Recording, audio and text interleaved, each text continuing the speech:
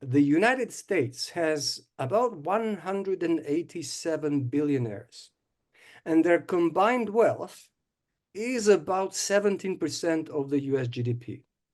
Sounds impressive, right? You would think, oh, this is an oligarchy.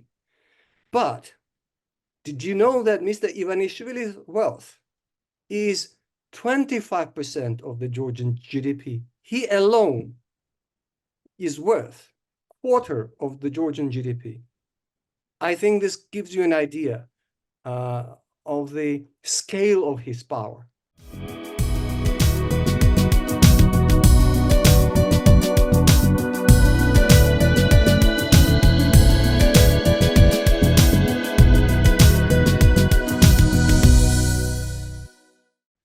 Hello everyone, I would like to welcome you to the Krasno Global Event Series. This lecture series with leading experts is about geopolitics in action, making sense of our world in turmoil. I'm Klaus Larres, I'm a distinguished professor at the University of North Carolina at Chapel Hill, and I'm also a global fellow at the Woodrow Wilson Center in Washington, D.C. Our guest today is Ambassador Giorgi Badridze. Welcome, Giorgi Badridze. How are you doing? It's great to be with you. Great to be back. Thank you. Our Thank you chat. for coming with us today and for visiting with us today. Ambassador Badridze is a former Georgian ambassador to the United Kingdom. He is now a senior fellow at the Georgian Foundation for Strategic and International Studies in Tbilisi, and that is also called the Rondelli Foundation. He also teaches at Tbilisi State University. Ambassador Badridze joins us today from Tbilisi, the capital of Georgia. Ambassador Badridze, on October 26, 2024, the general election took place in Georgia. The governing party, the Georgia Dream Party, has claimed that it won the election with something like 54% majority. This has been disputed by the opposition parties, but also by the European Union and the United States and many other international organizations. And even the outgoing president of Georgia, Salome Zurabishvili, expressed the belief that the elections were fraudulent and ought to be repeated. She also called for protests to be activated and for people to go out onto the streets of Tbilisi to protest about the recent elections. What, Ambassador Badridze, what is the situation in Tbilisi today? Thank you very much again for having me. The first thing that would feel odd to you if you were walking in the streets of Tbilisi, or if you were watching Georgian media, you would notice that there is no sense of jubilation on part of those who claimed the victory in this election. Although the sense of depression, a sense of dismay is quite palpable. It's quite physically sensible also in a very large part of the population. Well, Tbilisi, even according to the government, overwhelmingly voted for the opposition. So this is more clearly is more clearly expressed in this city. But by the way, this city houses the majority of the Georgian population. This is also a reality. Well, what really happened, in my view, is in this I do agree with President Salome Zurabishvili. I do agree with the opposition parties, which were unanimous. There were four main opposition blocs which participated and passed the threshold of 5%. They all unanimously claim that this was not an ordinary election. This was basically, and I quote, a Russian special operation, which was designed to finalize the state capture by billionaire oligarch, Russian billionaire oligarch, Bidzina Ivanishvili, which started with a more democratic exercise of election of 2012, which gradually, and it must be noted that it was ignored or not realized by many observers, that for years despite of appearances, despite imitating the pro-Western course, Mr. Ivanishvili was busy building the power vertical, which was copied from the Russian experience. The difference, as I said, was that he simultaneously claimed that Georgia remained an ally of the United States, an ally of the European Union. Moreover, his government did sign the association agreement with the European Union, along with the deep and comprehensive free trade Let me agreement, stop you there. which Let me stop you there briefly.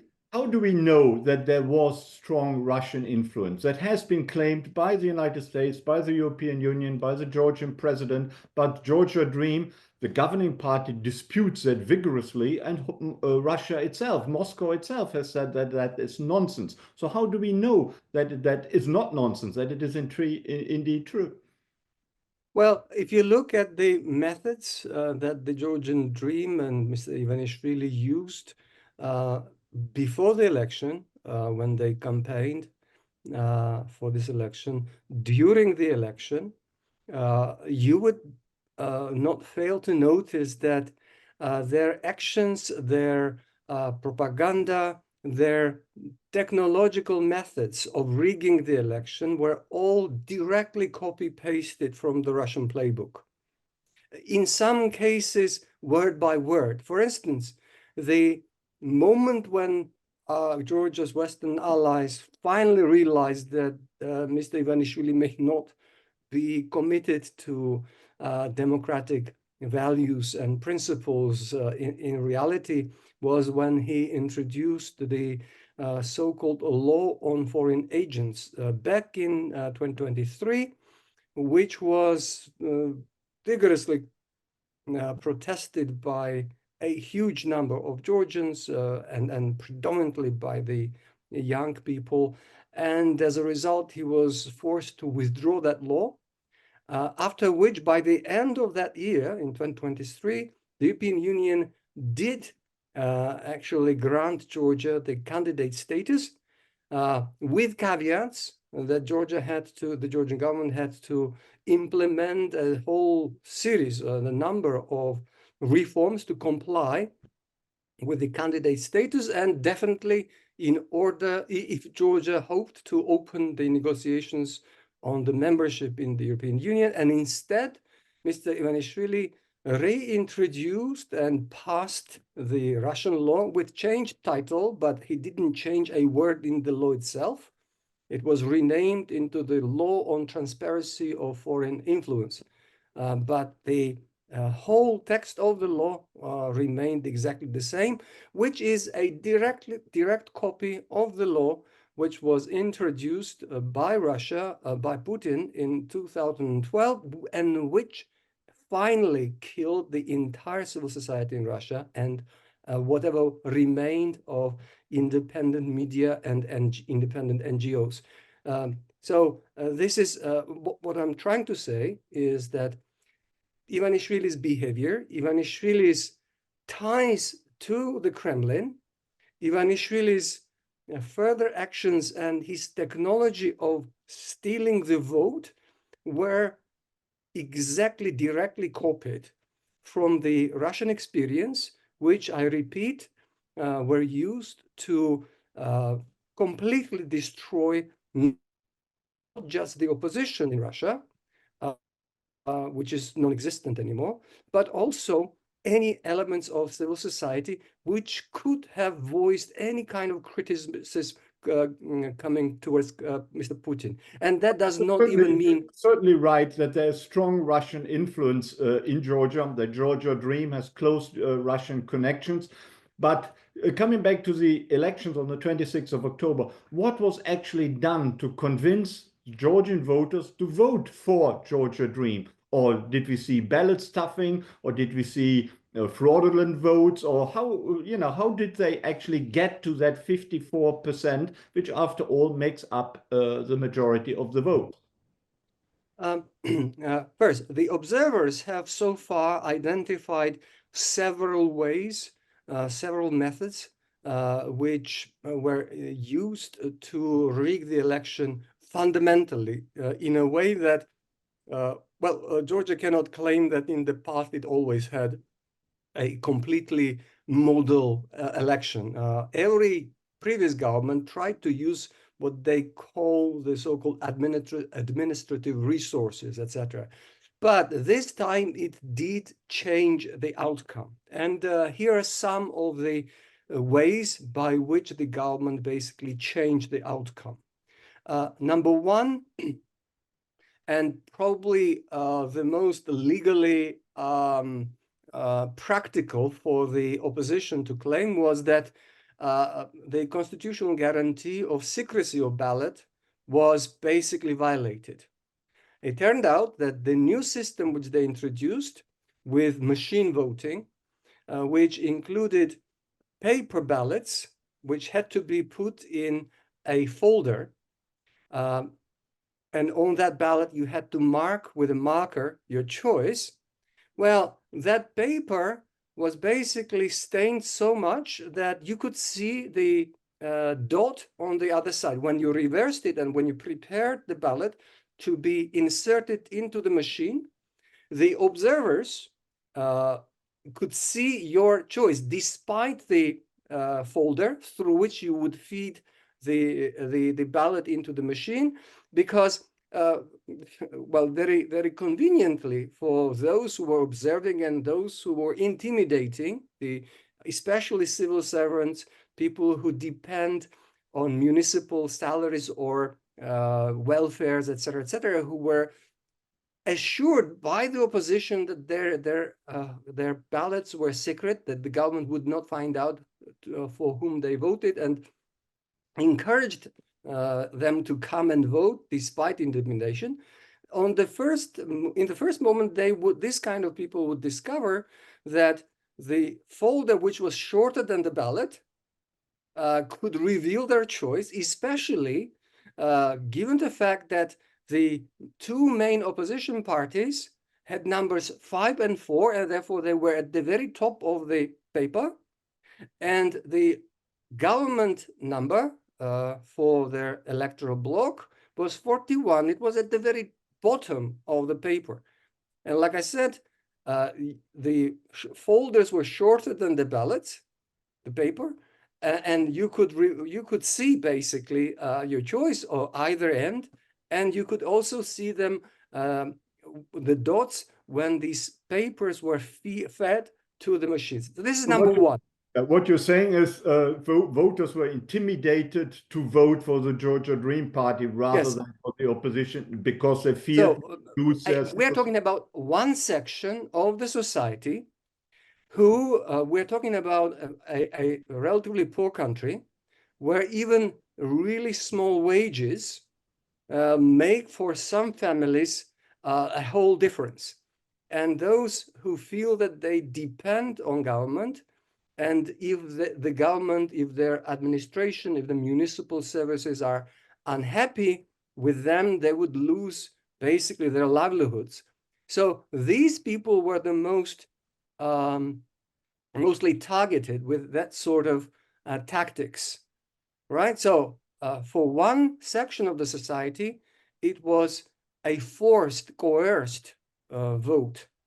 There was another group of people who were directly bribed. They were given money or at the polling stations or nearby, and it was documented, videoed. Number three, it was direct physical ballot stuffing. It was also videoed, and well, now the government has arrested two people who were caught red-handed by the opposition and observers, and these videos became viral. How a person, because not everywhere this electronic voting system was introduced. In some rural areas, and quite many of them, they had old-style paper ballot with the transparent boxes where you put them.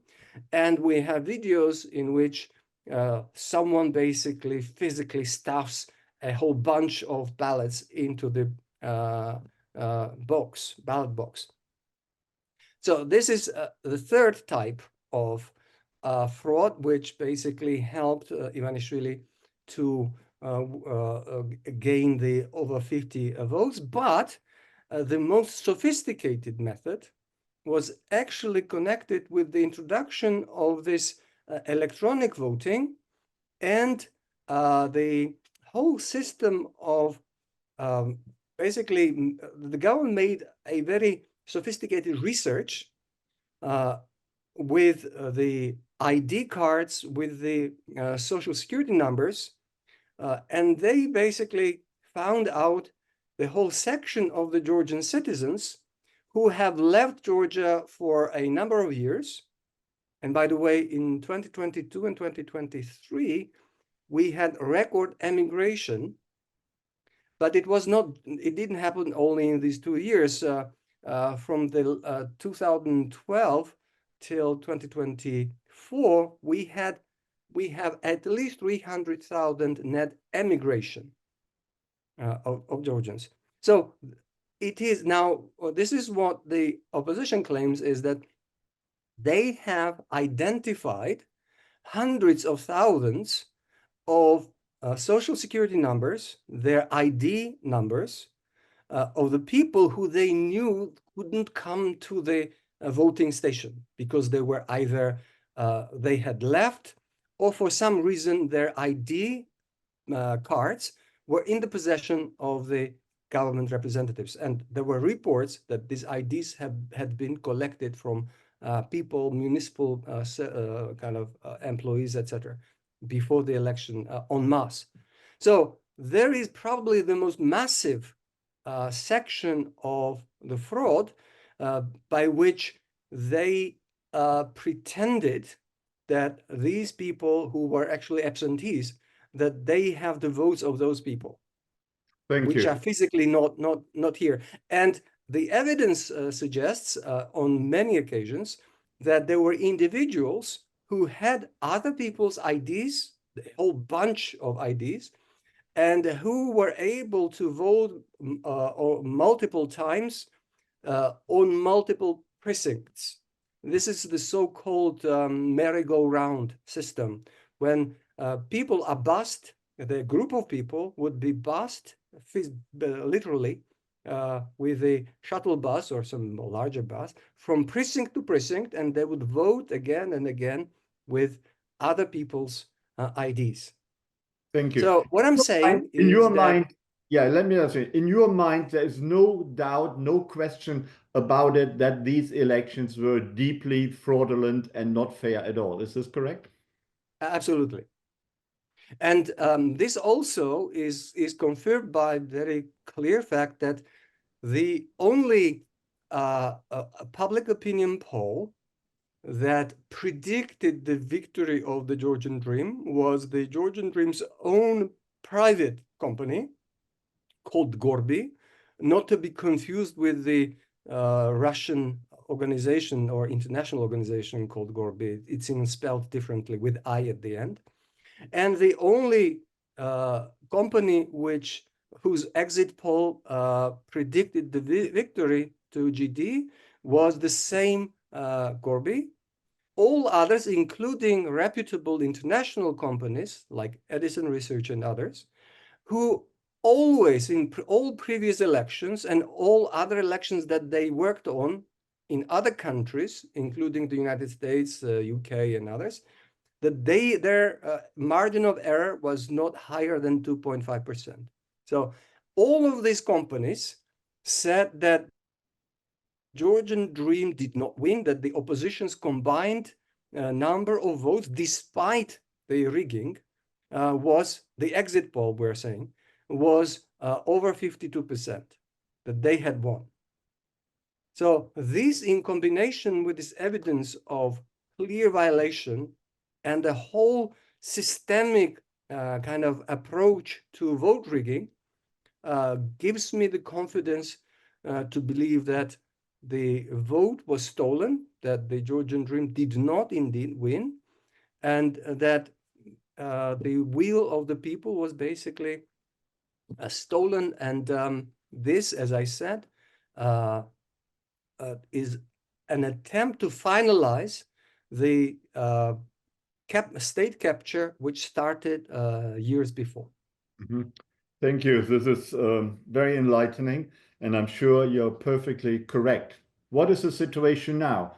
There's a lot of pressure on Georgia Dream, saying what you just said, the elections are fraudulent, were not fair. So, and there has been calls for a rerun of the elections. Is there any chance that Georgia Dream will give in and actually repeat the elections or not claim victory? Well, I'm afraid Georgian Dream is not a typical political party or a coalition. Uh, it actually doesn't give me any pleasure of saying this, because I worked whole my life as a diplomat, and my job was to basically raise awareness about Georgia, to say good things about my country. Um, but what we have since 2012 is basically a Russian Trojan horse.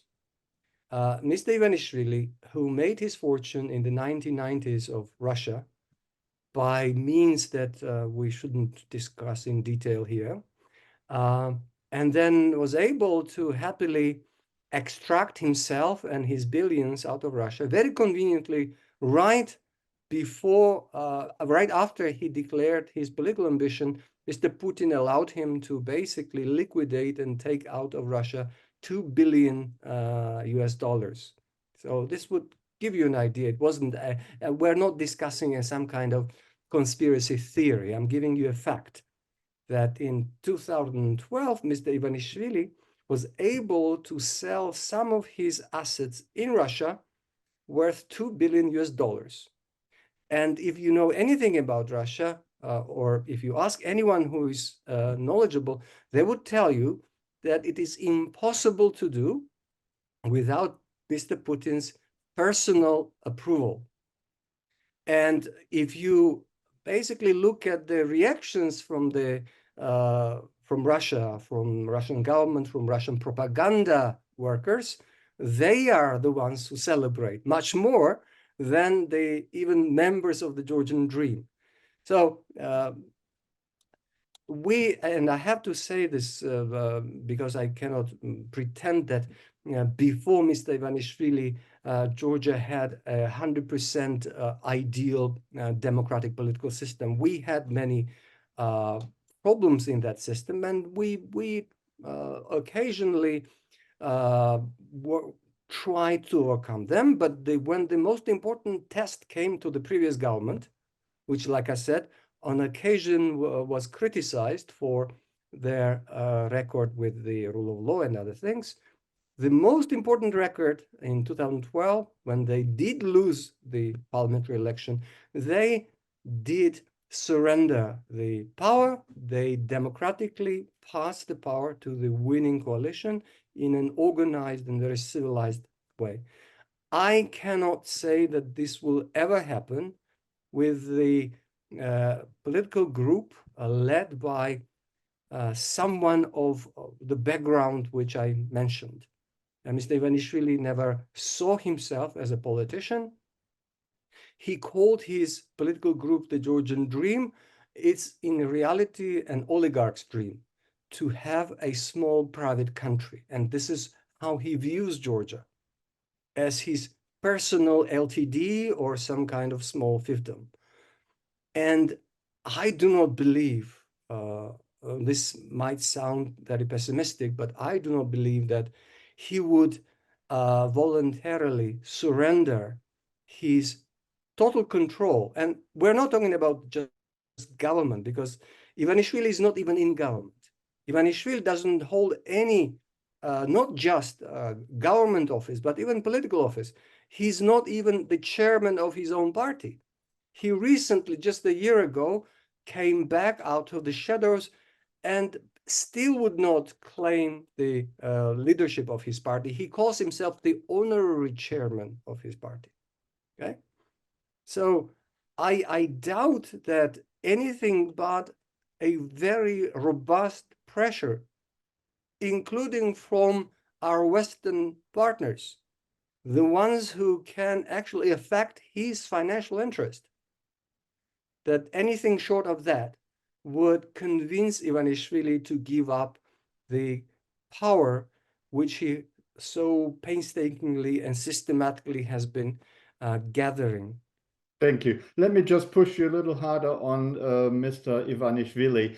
For our viewers who are not familiar with the man or with Georgia, they will be surprised to hear that one man can essentially run a country, according to you. How does he do it? Because he used to be prime minister in 2012, briefly, I believe, and now he doesn't have any governmental position, but he has plenty of money. He seems to have the support of Putin and Russia.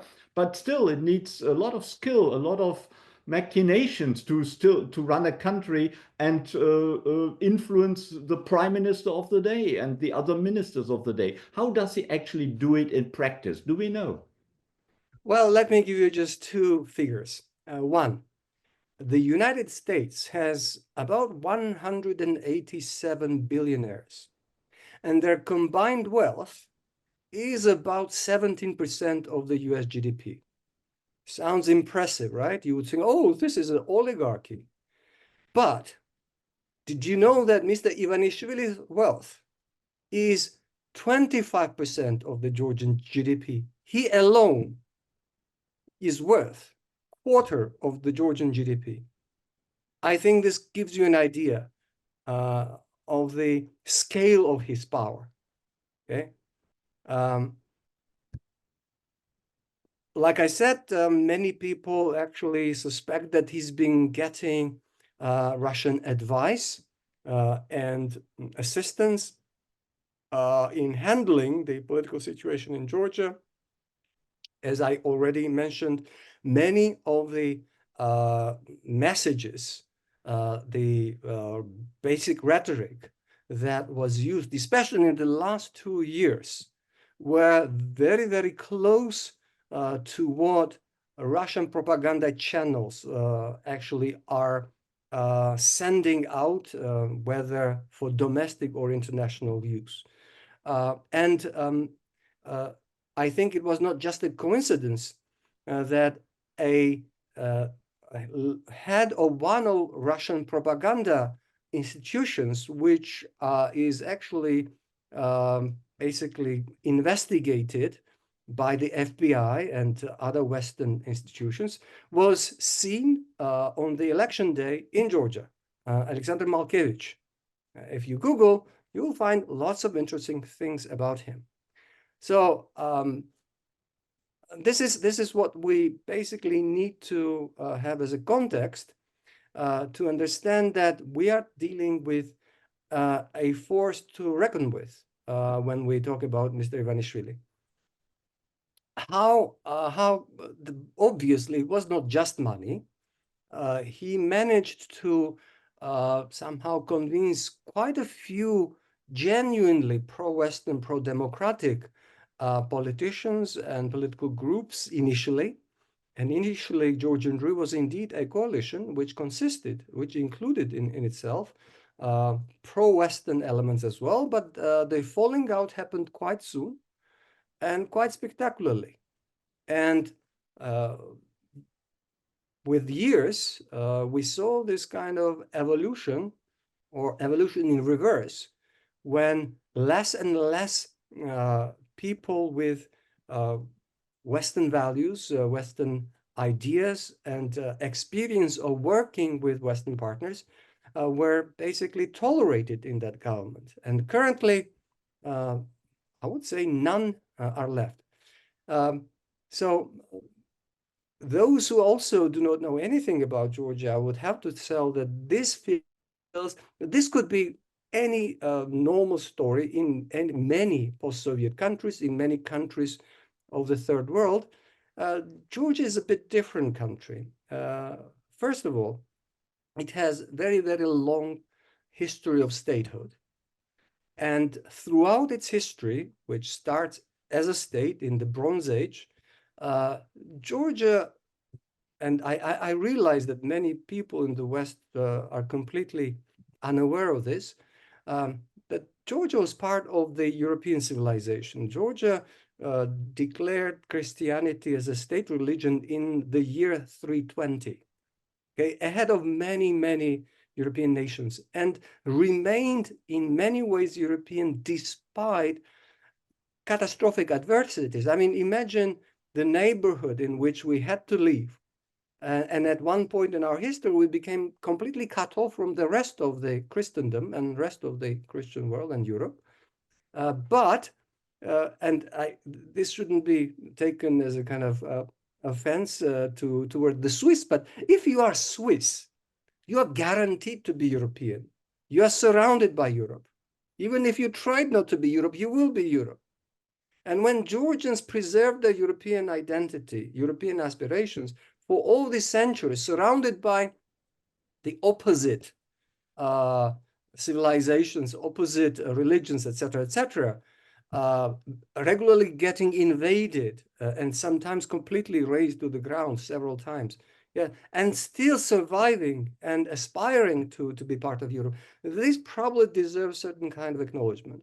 And every time in our history when we had a choice, we chose Europe. In 1918, when Georgia declared its independence from the Russian Empire, and there were other empires which had conquered Georgia before, when we restored our independence in 1918, we built a European liberal democracy. And this is not my words. These are the words of leading European politicians which did visit Georgia in 1920, and they were ecstatic about what they saw. That included the future British Prime Minister Ramsay MacDonald, future Belgian Prime Minister, others. I mean, they saw a true European dream. Ramsay MacDonald called Georgian Democratic Republic the beacon of liberty and beacon of democracy.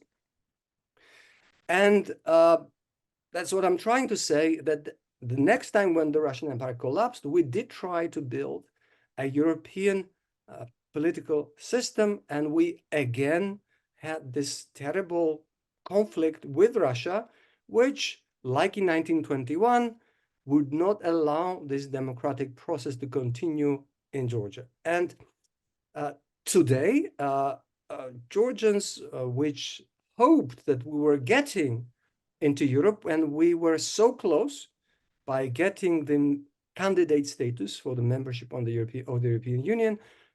You can imagine the frustration of people like myself and so many other Georgians, which now see that a Russian oligarch with the backing of Russia is stealing our future, is stealing our dream of centuries.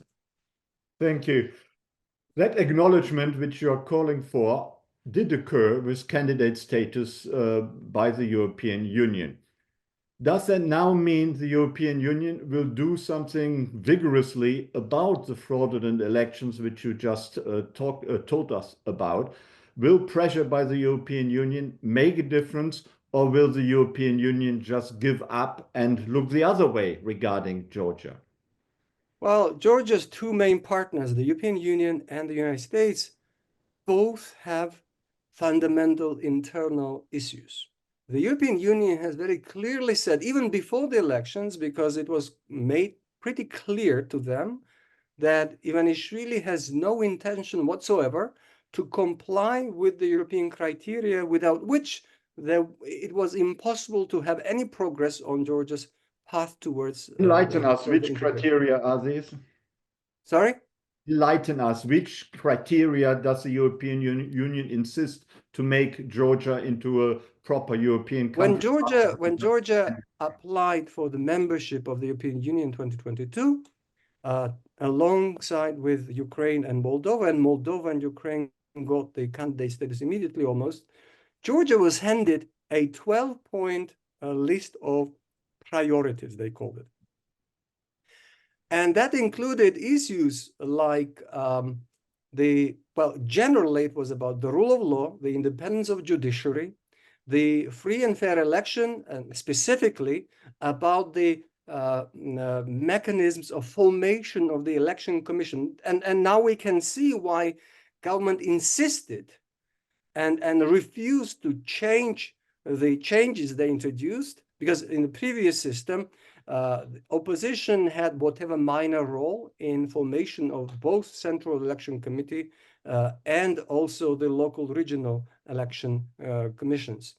And now government has eliminated basically the role of the opposition. The government has changed the rule of appointment of the judges, right? And there were many other, some were technical and some were fundamental issues, but most of them were about the rule of law and basic democratic norms, which, as I said, Mr. Ivanishvili has been gradually eroding by building the power vertical. Okay, so when this candidate status was actually granted at the end of 2023, only 3 out of those 12 priorities were considered by the EU to have been fulfilled.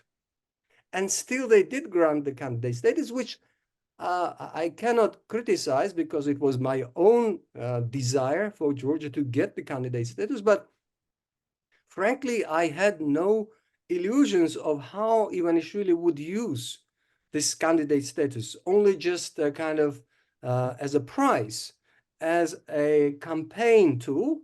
But I knew, and most of my compatriots knew, that he had no intention of doing anything in practice about these priorities and about this criteria.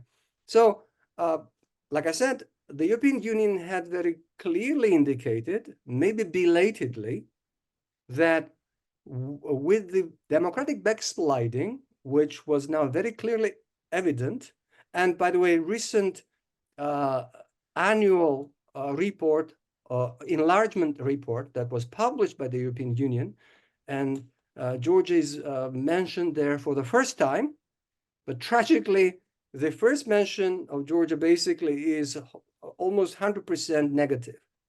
It talks about the democratic backsliding that is completely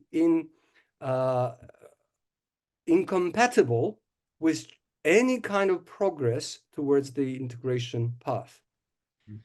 And that happened even before the election. And now this election clearly shows that the most fundamental issue, the control of the power by the oligarchy, is a fact.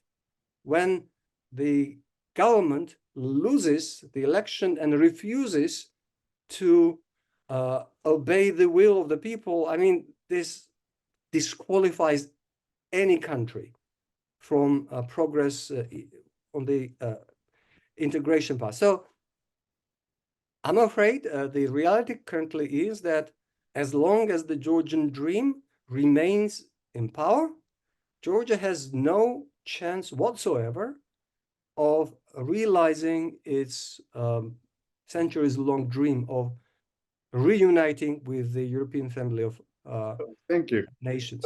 And can I also say, yeah. European Union has one very serious limitation when it comes to sanctions, because sanctions should be not just freezing the integration process, but sanctions should be the answer when one of the countries, the aspirant countries, the candidate country, violates democratic norms so blatantly. But again, and this is why I mentioned that both EU and US have internal issues. As you and I both know, the European Union won't be able to pass any sanctions decision because of Georgian dreams and Mr. Ivanishvili's best buddy called Viktor Orban, who was quick to arrive to Tbilisi right after the election to personally congratulate Ivanishvili on his victory. And the European Union countries had to emphasize that he was not representing the EU. And now the US has its own interesting kind of situation. The Georgian dream openly supports the victory of Donald Trump, hoping that he, as a person who has less interest in democracy, would basically forgive Georgian dream's anti-democratic behavior. But I'm not sure how realistic this expectation of friendship with the Donald Trump administration is because while it might be true that Donald Trump would care much less about democracy than the alternative, but I'm not sure how he would look at the government and at Ivanishvili, who has recently made China and Iran as his new very close partners. He officially signed a strategic partnership agreement with China. He sent his prime minister, Mr. Irakli Badridze, to the funeral of the Iranian president, at which he was physically standing side by side with the leaders of Hamas and Hezbollah and others. By the way, all dead now. Thank you. We know that more than 80% of the Georgian population are strongly pro-European. They want Georgia to become a proper part, a full member of the European Union. The government, as you just pointed out to us, sees that very differently. Does that clash between the government and the huge majority opinion of the Georgian population, will that lead to internal, not just strains, but to protests, to civil uprising, to perhaps regime change in Georgia, or does the Georgian government have its population firmly under control?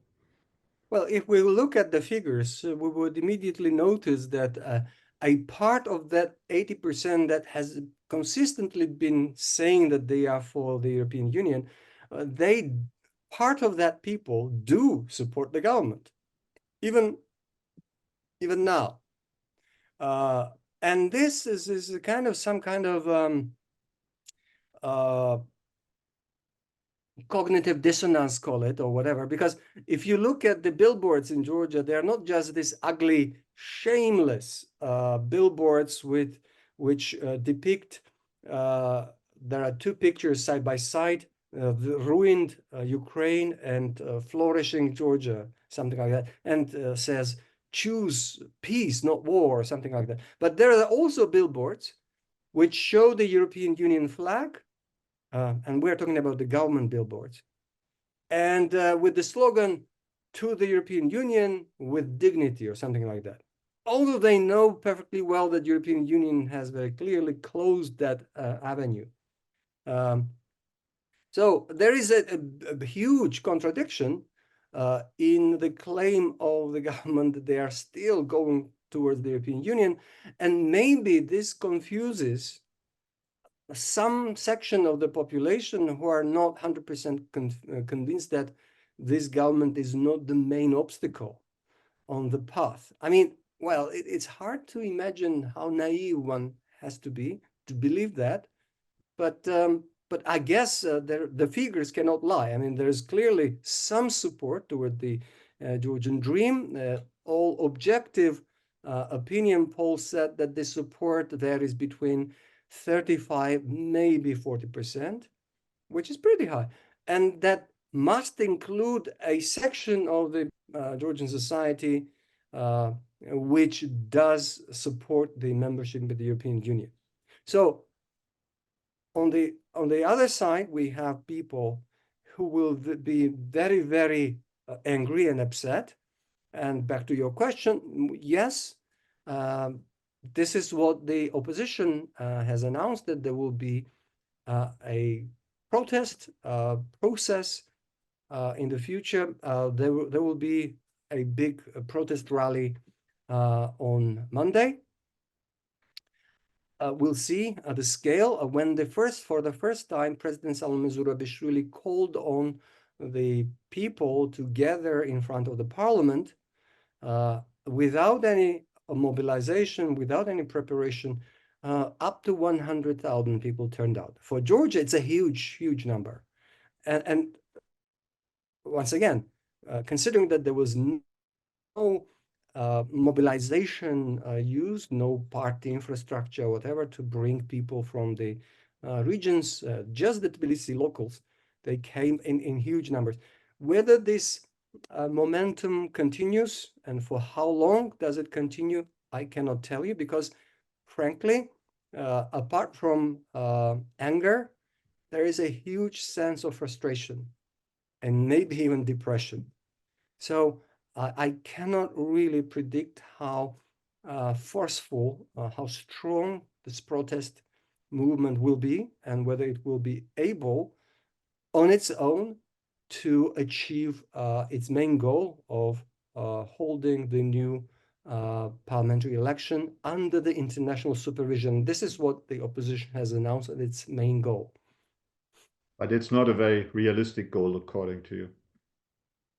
Well, again, I don't want to sound pessimistic, but at the moment, I cannot see a path toward achieving this goal, at least based on our local protests.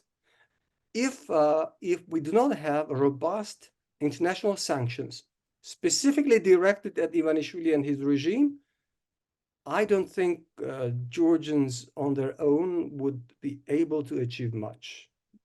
And some of the indications make us even less optimistic. For instance, I mean, how ironic it is that as we speak, a member of the Georgian Dream parliament, a senior member of a parliament, Ivanishvili's man, is in the United States observing the US presidential election.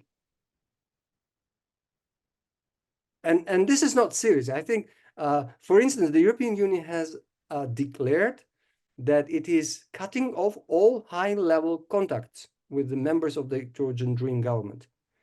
I think the United States had done this before, but how come a head of the committee of Ivanishvili's parliament is now observing, this sounds like a joke, is observing the US parliamentary election. And this is the very person who had a real row with the number of European Union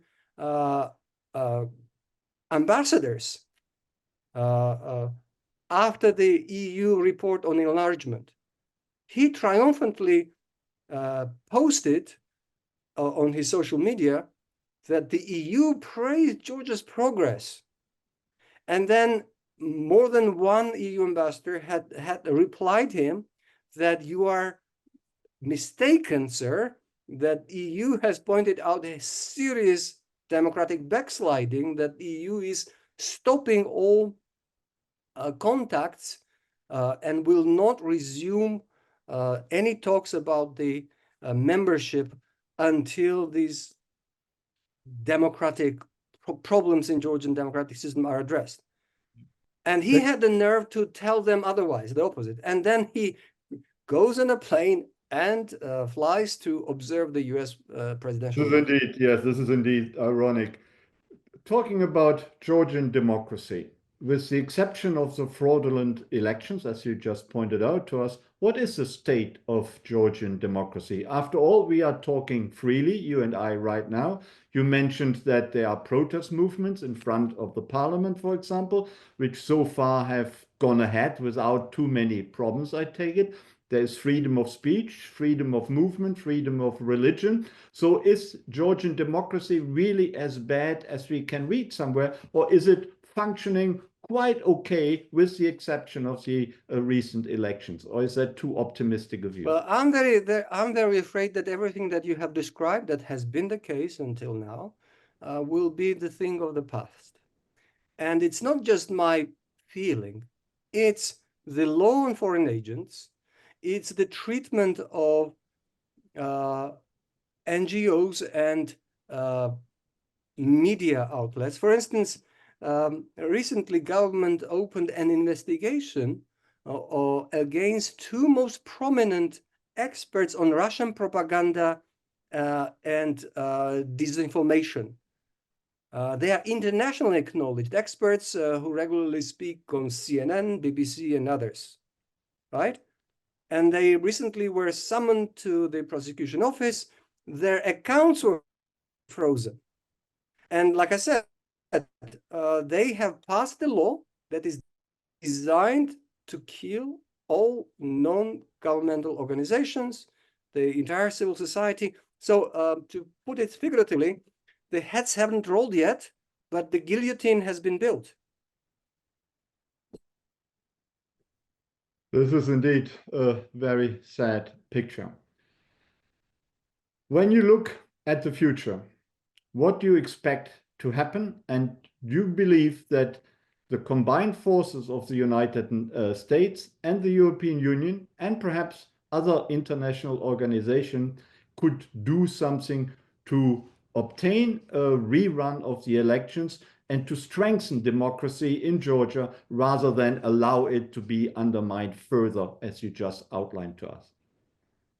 Can I just now? I don't want to sound like a cynic, but let's not think that the events in Georgia concern only the Georgian democracy and its own internal development.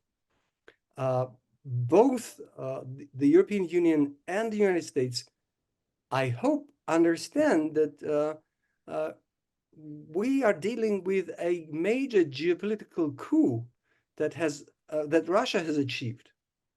The war is not just in Ukraine. Maybe guns have not been shot and fired for some time, at least since 2008, in Georgia. But Georgia has been one of the fronts on which Russia has been waging a war, a hot war in 2008 and before, in the 90s, but then a hybrid war since then.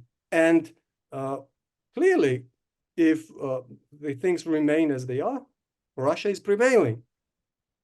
So it has clear geopolitical dimension as well. Of course, I do care primarily about Georgian democracy, its future, its prospect of becoming the EU member and NATO member, which is now completely under big question, right? But from Washington, D.C., from the European capitals, this issue needs to be viewed also in geopolitical terms.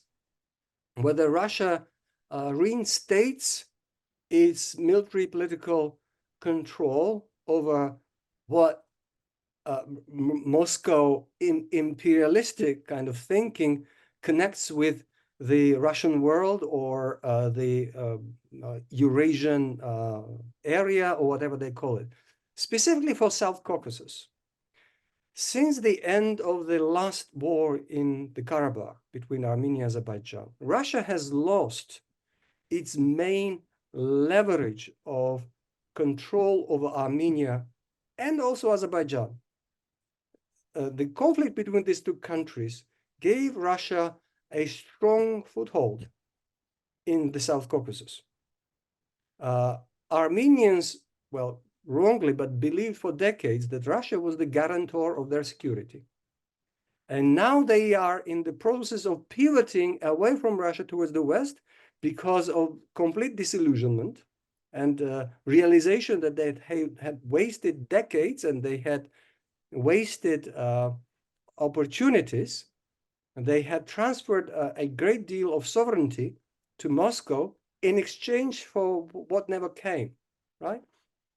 So Armenia is pivoting towards the West. Azerbaijan, which, well, presents itself as Russia's ally, in reality is not really a kind of a real friend of Russia. And they should know that Russia is not their friend, right? Because Azerbaijan's strength is based on their ability of getting connected with international markets and their chief ally, Turkey, without Russian control. And that connection, that access, was provided by pro-Western Georgia all these years. And now that Russia feels that it is losing the control over South Caucasus, the Ivanishvili regime that is isolated from the West is the best way of reinstating that control. This would block Armenia from its Western aspirations, and it might create serious roadblocks to Azerbaijan when it comes to both exports of energy and also strategic, including military ties with its partner Turkey. So this has very clear geopolitical implications. And This is where the EU interest should be also considered. Its energy security, diversification of gas imports, etc. It is all connected. Tell us briefly about the two Georgian territories which have been occupied by Russia for some time now, South Ossetia and Abkhazia. What is the situation there? Is there a loosening of Russian control or firming up of Russian control? Well, there's a very interesting situation there. If Georgia had a strongly democratic government with very strong ties with its Western partners, this would have been an ideal moment to approach our compatriots, ethnic Ossetics and ethnic Abkhaz, and an opportunity to convince them that they could get much better deal in a reunified Georgia than under the Russian occupation. They have been regularly getting less and less Russian subsidies because they depend on Russia economically almost by 100%.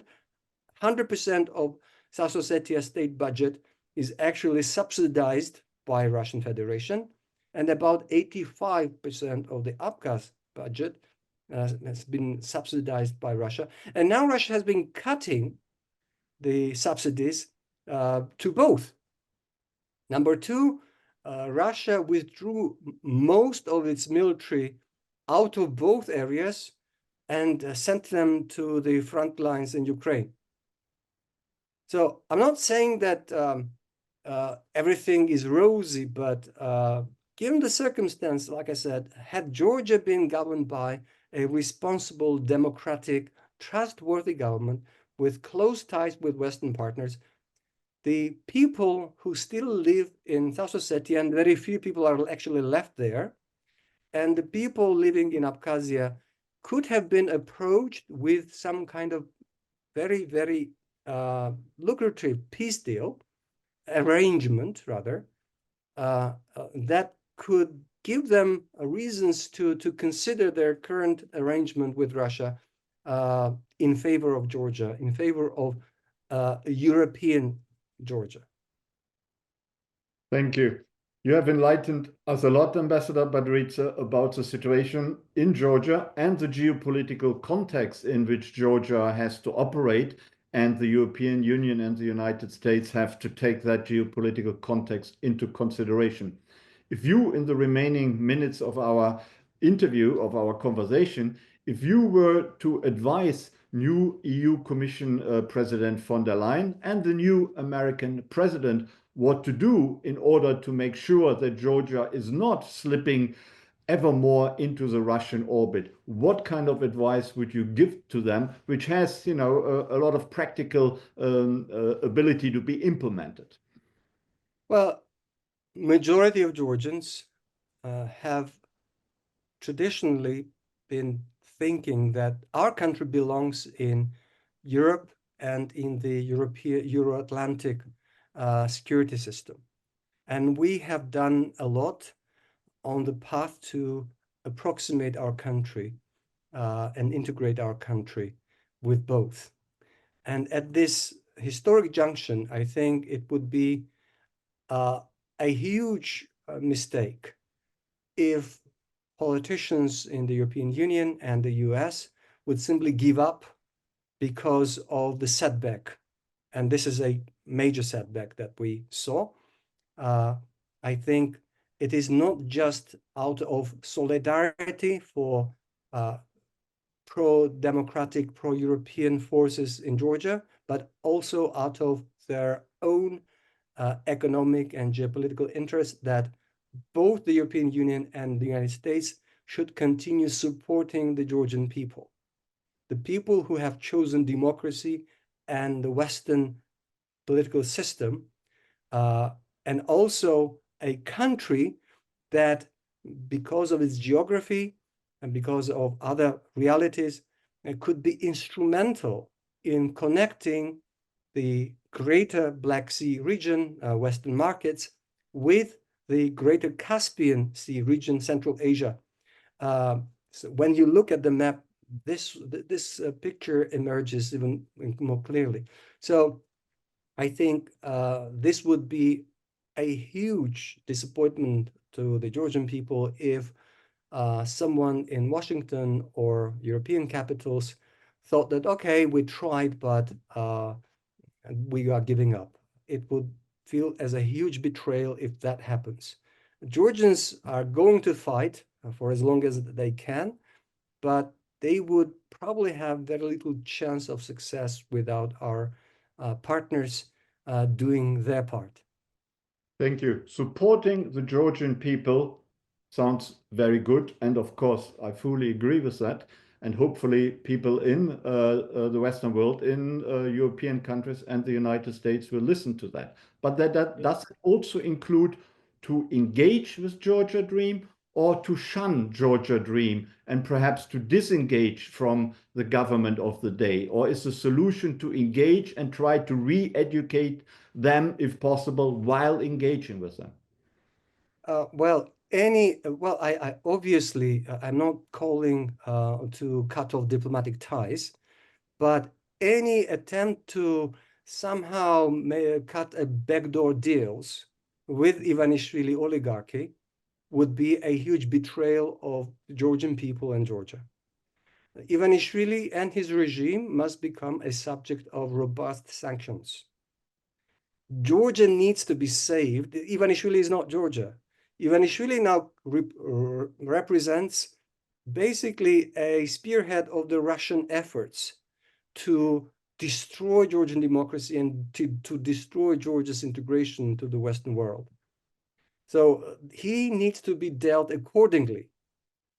So it would be enormous blow to the morale of the Georgians if they see that Ivanishvili was able to cut some kind of deal, as he promised his supporters, that he would make a deal with the European Union, he would make a deal with the Trump administration, whatever, right?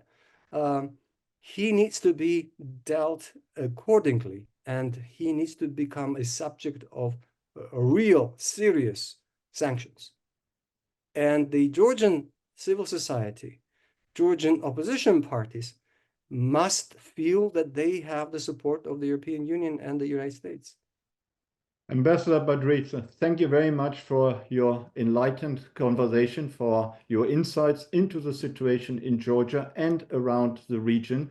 It's much appreciated that you joined us today. Thank you to our viewers for joining us here at the Krasno Global Event Series. We will be back in the very near future. Thank you again, Ambassador Badridze, and see you again, hopefully, in the near future. And good luck with everything in Georgia. And hopefully, people will have listened to and listening to your good advice. Bye-bye. Thank you very much.